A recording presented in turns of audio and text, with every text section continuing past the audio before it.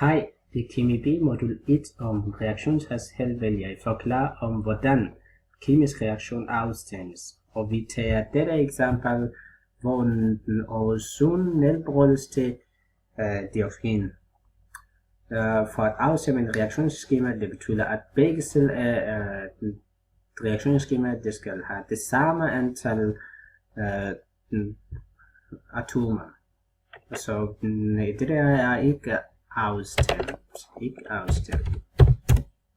Så vi tilføjer 2-tal her for at afstemme og 4-tal her.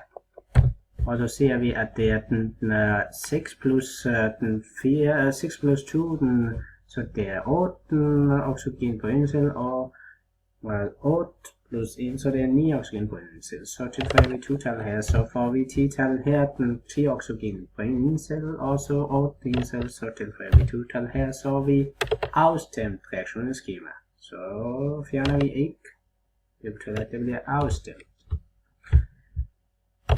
I spørgsmål 2 siger vi at den NO2 er den produkten af reaktanterne, derfor det skålen er også nedadgående. I omvendt den blå og den grønne er opgørende, det er fordi også det er produkterne.